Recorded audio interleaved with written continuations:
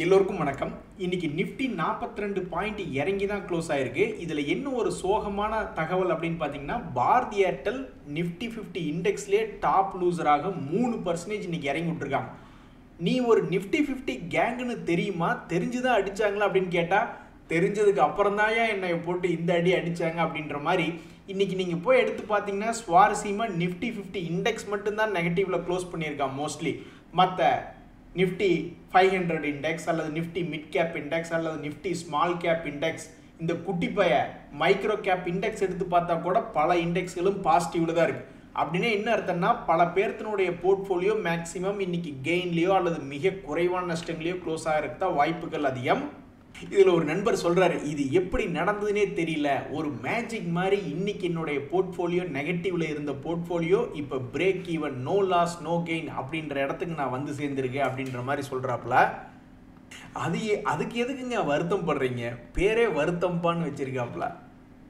இந்த மார்க்கெட்லையும் மனசாட்சி இல்லாமல் கீழ் நோக்கி இறங்கி மனசை கஷ்டப்படுத்தக்கூடிய பங்குகள் இருக்கத்தான் செய்யுது நண்பர்களே. இந்த நியூலாண்ட் லேப் அப்படின்ற பங்கு இன்னைக்கு ஒரு 7% இறக்கி விட்டாங்க. அதே மாதிரி இந்த ப்ளூ ஸ்டார் அப்படின்ற கம்பெனி சமீபத்தில் 2 days மூவிங் ஆவரேஜுக்கு கீழே இறங்காத ஒரு சிங்கக்குட்டியாகவே வாழ்ந்து வந்துக்கிட்டு இருந்தான்.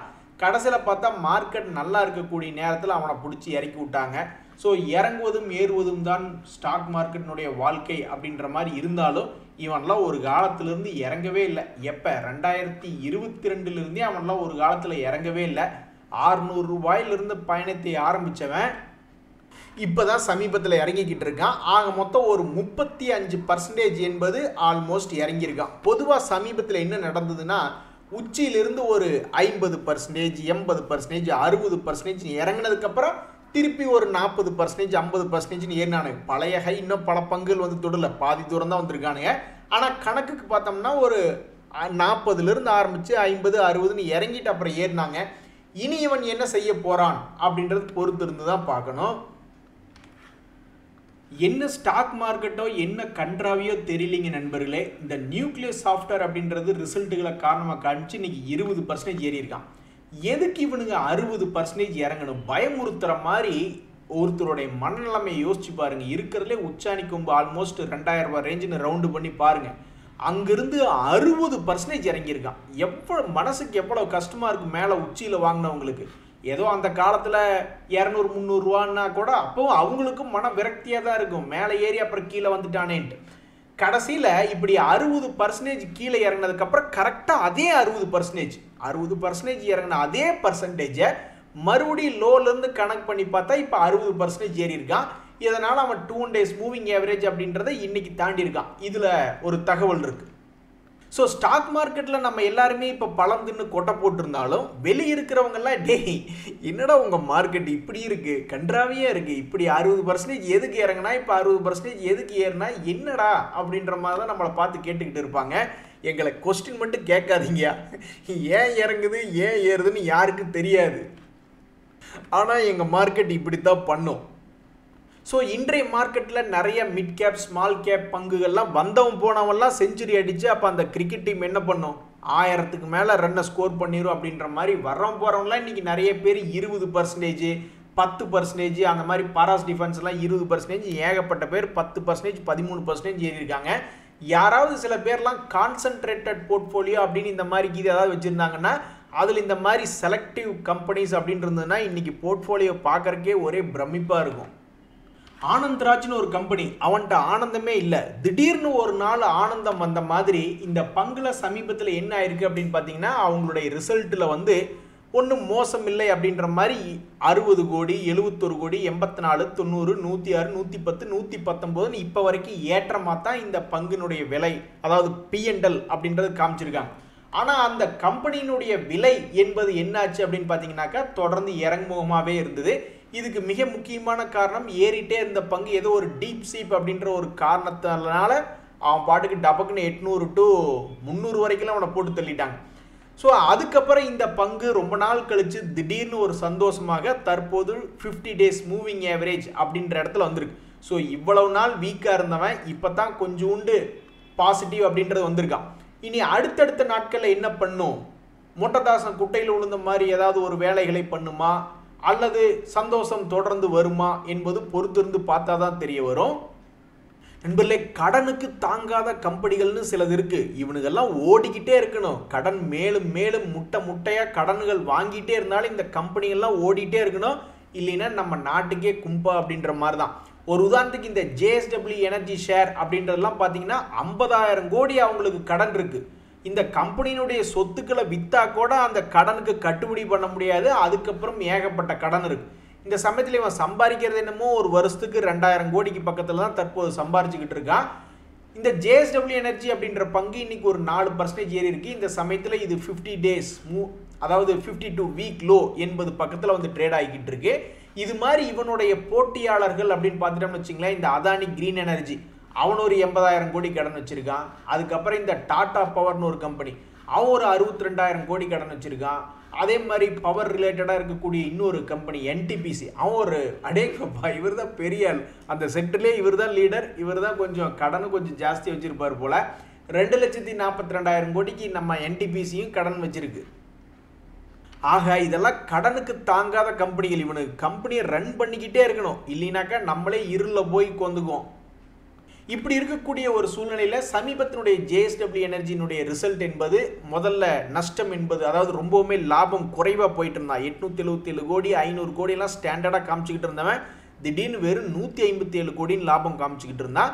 அதுக்கப்புறம் டபக்குன்னு இப்போ கொஞ்சம் ரெக்கவரி ஆகி 415 கோடி என்பதை லாபமாக காமிச்சிருக்கான். உண்மை சொல்லுங்க, நிறைய பேர் சாக்காயிருப்பாங்க. அட பவர் கம்பெனியில என்னையா இவ்வளவு கடனை வச்சுக்கிட்டு இருக்கானுங்க அப்படின்ற மாதிரி. நண்பர்களே, இந்த ஐடி ஸ்டாக்ல என்ன ஆயிருக்கு தெரியுங்களா? பெரிய ஆளுகை எல்லாம் அடக்கி வாசிக்கிறாங்க, ஆனா சின்ன ஆளுக குசும்பு பிடிச்சி விளையாண்டுக்கிட்டு இருக்காங்க. இன்னைக்கு கூட பார்த்தோமே லார்ஜ் கேப் இண்டெக்ஸ் ஏறவே இல்லை, ஆனா small cap mid cap micro gap index எல்லாம் ஏறி இருக்கு. அதே மாதிரிதான் ஐடி பங்குகளை நம்ம போய் எடுத்து பார்க்குறோம். இந்த ஐடிலேயே mid and small IT index அப்படின்றது இருக்கு. அதில் போய் எடுத்து பார்த்தோம்னா பல டெக்னாலஜி கம்பெனிஸ் எல்லாம் வந்து 6%, 5%, அதுலேயும் டாடா டெக்லாம் ரொம்ப மகிழ்ச்சி 5% ஏறி இருக்கான். எத்தனையோ பங்குகள் இப்படி ஏறிட்டு இருக்கீல. இங்கே பெரிய ஆளுங்கள்லாம் கன்னத்தில் கையை வச்சு கொண்டிருக்காங்க. இந்த ஹெச்எல் டெக்ல 2% காலி, இன்ஃபோசிஸில் 2 காலி. இது என்ன அநியாயமா இருக்கு? பெரிய ஆளுகளுக்கு மட்டும் பிரச்சனை வரும், சின்ன ஆளுகளுக்கு பிரச்சனை வராதா அப்படின்ட்டு. அப்படியே மார்க்கெட்டினுடைய டைனமிக்ஸே ரிவர்ஸ் ஆயிடுச்சு. அந்த காலத்தில் எங்களுக்கு எங்கள் மேனேஜர் எல்லாம் என்ன சொல்லிக்கிட்டு இருந்தாங்கன்னா, பிரச்சனைன்னு வரும்போது சின்ன கம்பெனி தான்ப்பா நிலச்சி நிற்க முடியாது, பெரிய கம்பெனி நிலச்சி நிற்கும் அப்படின்ற மாதிரிலாம் சொல்லிக்கிட்டு இருந்தாங்க. இப்போ போய் எடுத்து பார்த்தோம்னா மார்க்கெட் டைனமிக்ஸ் எல்லாம் அப்படியே மாறி கிடக்கு. அமாவாசை இருட்டில் ஒரு கருப்பு மணி எங்கே வச்சோம்னு தெரியாமல் தேடிக்கிட்டு இருக்கிற மாதிரி இவன் எங்களை என்ன பண்ணுவானே எங்களுக்கு தெரியலையேப்பான்னு நிறைய ட்ரேடர்கள் புலம்பிக்கிட்டு இருக்காங்க. அதாவது இந்த ஸ்வான் எனர்ஜி அப்படின்ற பங்கு இன்னைக்கு 4% மேல் நோக்கி ஏறி இருக்கு. எங்கிருந்து ஏறி இருக்கான்னா இவனுடைய சமீபத்தினுடைய 52 வீக் லோ அப்படின்ற ரேட்லேருந்து ஏறி இருக்கான். இவன் சரியான குழப்பவாதி அப்படின்ற மாதிரி நெகட்டிவ்ல ரிசல்ட் காமிக்க வேண்டியது, அப்புறம் பாசிட்டிவ்ல ரிசல்ட் காமிக்க வேண்டியது, அப்புறம் ரிசல்ட்டே ரொம்ப கம்மியாக காமிக்க வேண்டியது, அப்புறம் மறுபடியும் 562 கோடின்னு போன குவார்ட்டரில் காமிச்சிருக்கேன். இனி மறுபடியும் Q4ல என்ன பண்ணுவானே எங்களுக்கு தெரியலையே. இன்னைக்கெல்லாம் சில ரிசல்ட் நல்லா கொடுத்த கம்பெனியில் 20% எல்லாம் தூக்கி விட்டுருக்கான். ரிசல்ட் சரியில்லாத கம்பெனியில் 6%, 7% இறக்கி விட்டுருக்கான். அப்படி இருக்கக்கூடிய இந்த நேரத்தில் இவன் Q4 ரிசல்ட் என்ன வரும்னு தெரியாமல் நிறைய பேர் புலம்பிக்கிட்டு இருக்காங்க. இந்த நேரத்தில் இந்த ஸ்வான் எனர்ஜியில் ஒரு தகவல் என்ன அப்படின்னு பார்த்தீங்கன்னா, சமீபத்தில் அவன் வந்து 50 டேஸ் மூவிங் ஆவரேஜ் என்பதை தாண்டாமல் இருந்தான். எப்போ போன வருஷத்துலேருந்தே தாண்டல. இந்த முறை இப்போ சமீபத்தில் 50 டேஸ் மூவிங் ஆவரேஜுக்கு இது தாண்டினானா அப்படின்னு பார்த்துக்கிட்டு இருக்கீங்கள. இந்த 2-3 நாட்களாக அதுக்கு பக்கத்தில் ட்ரேட் ஆகிட்டு இருக்கான். இவனுடைய Q4 ரிசல்ட் எப்போ வந்து இது என்ன செய்தி சொல்லும் அப்படின்றது பொறுத்திருந்து பார்த்தா தான் தெரிய வரும். இதையெல்லாம் காரணமாக சொல்லாதீங்க அப்படின்ற மாதிரி இன்னைக்கு ரயில்வே துறை ஏறின பங்குகளுக்கு பல்வேறு காரணங்களை கண்டுபிடிச்சு கொண்டு இருக்கக்கூடிய நேரத்தில் இந்த ஆர்வினலுக்கு இன்னைக்கு ஒரு 115 கோடிக்கு அளவிலான ஒரு ஆர்டர் கிடைச்சிருக்கு அப்படின்ற ஒரு தகவலும் வந்துகிட்டு இருக்கு. அதனால இதையெல்லாம் ஒரு தகவலா அப்படின்றது யாருக்கு தெரியும்? எது எப்படியோ இன்னைக்கு நிறைய பேர்த்துக்கு மகிழ்ச்சி வரமா இந்த இவன் ஒருத்தன் தான் ஏறாமல் இருந்தான், மற்ற நிறைய செக்டர்கள்லாம் மேல் நோக்கி ஏறி வந்துட்டானு. இந்த ரயில்வே துறை மட்டும் பாடாப்படுத்திக்கிட்டு இருந்தது, எப்படியோ ஏதோ ஒரு காரணத்தை வச்சு ஏறி வந்துட்டாங்க. அதுக்குன்னு இந்த 115 கோடியெல்லாம் ஆர்டர் சொல்லாதீங்க. ஏன்னா கடந்த 6 மாசமா எத்தனை ஆர்டர்கள் கிடைச்சிக்கிட்டு இருந்தது இந்த ஆர்வினலுக்கு. அப்பெல்லாம் தூக்கி விடாம இன்னைக்கு தூக்கி விட்டுருக்காங்க. ஆட்டோ கண்ணாடியை திருப்பி விட்டாச்சு, அந்த பக்கம் போறவங்களை இந்த பக்கம் போங்கன்னு சொல்லியாச்சு. ஆனாலும் வண்டி ஸ்டார்ட் ஆக மாட்டேங்குது ஜீவா அப்படின்ற மாதிரி இந்த பஜாஜ் ஆட்டோ அப்படின்ற கம்பெனி ரொம்பவுமே வலிமையான கம்பெனி. அவன் இருக்கக்கூடிய 2 வீலர் 3 வீலர் செக்டரில் ரொம்ப ஸ்ட்ராங்கான ஆள். இருந்தாலும் 52 வீக் லோ பக்கத்தில் போய் வச்சுக்கிட்டு மேல் நோக்கி ஏறியே வரமாட்டேங்கிறான். என்ன காரணம் அப்படின்றது தெரிய மாட்டேங்குது. இந்த சமயத்தில் இவனுக்கு என்ன ஒரு தகவல் வருது அப்படின்னு பார்த்தீங்கன்னாக்கா, இவங்களுடைய சப்சிடரி நெதர்லாண்டில் இருக்குது. அதில் வந்து இவங்க இன்வெஸ்ட்மெண்ட் பண்ண போகிறாங்க அப்படின்ற மாதிரி ஒரு தகவல் வருது. ஸோ இவன் என்ன பண்ண போகிறான் அப்படின்றது இப்போது வரைக்கும் தெரியாமல் இருக்குது. சமீபத்தில் ஆல்மோஸ்ட் 7,000 ரூபாயில் இருந்தவன் தற்போது 8,500 அப்படின்னு சொல்லி ஏறி வந்து கரெக்டாக 51 days மூவிங் ஆவரேஜ் பக்கத்தில் இருக்கான். இதுக்கு முன்னாடியே அவனை ஒரு இடம் மண்டையில் கொட்டி விட்டு கீழே அனுப்பிச்சி விட்டாங்க. யாருடைய தலைமையிலடா கொட்டுனீங்க அப்படின்ற மாதிரி உயர்ந்து வருவானா, இல்லை மறுபடியும் இன்னொரு இடம் என்னை கொட்டுங்க அப்படின்ட்டு கீழே போகிறானா அப்படின்றது தெரியாத ஒரு இடத்துல கரெக்டாக சென்டர் பாயிண்டில் வந்து நிற்கிறான். ஆஹா நண்பர்களே, ஒரு அருமையான தகவல். அதாவது என்ன ஒரு தகவல்கள் வந்துக்கிட்டு இருக்குது அப்படின்னு பார்த்தீங்கன்னா, நம்ம ஆர்பிஐ வந்து லெண்டர்ஸோட லிக்விடிட்டி மேனேஜ்மெண்ட் பற்றி, ஏதாவது ஒரு எஃபிஷியண்ட்டாக இம்ப்ரூவ் பண்ணுறது அல்லது அவங்க கொடுக்கக்கூடிய குறைக்கக்கூடிய ரேட்டுகளை எப்படி எல்லா பொருளாதாரத்தில் இருக்கக்கூடிய எல்லாத்துக்கும் போய் அடைவது அப்படின்ற மாதிரி சில டிஸ்கஷன்ஸ் அடுத்த வாரத்தில் இருக்கும் அப்படின்ற மாதிரியான தகவல் வந்துட்டு இருக்கு. இதை மட்டும் வச்சுக்கிட்டு மிகப்பெரிய ஒரு பிரளயம் உருவாக்குற மாதிரி ஏதாவது இந்த நிஃப்டி பேங்க் பண்ணுவானா? ஏன் அப்படின்னாக்கா, நம்மளுடைய மார்க்கெட் வந்து கீழிருந்து ஃபஸ்ட்டு ஏறி வந்த பாதி தூரத்துக்கு இந்த பேங்க் ஒரு காரணம். அதுக்கப்புறம் மீதி மற்ற தூரத்தை மற்ற பங்குகள் பார்த்துக்கிட்டாங்க. ஆனால் ஆரம்ப கட்டத்தில் ரொம்பவும் உதவியாக இருந்த இந்த நிஃப்டி பேங்க் இண்டெக்ஸ் கடந்த 20 நாட்களாகவே எந்த பக்கம் மூவ் ஆகாமல் இருக்கான்.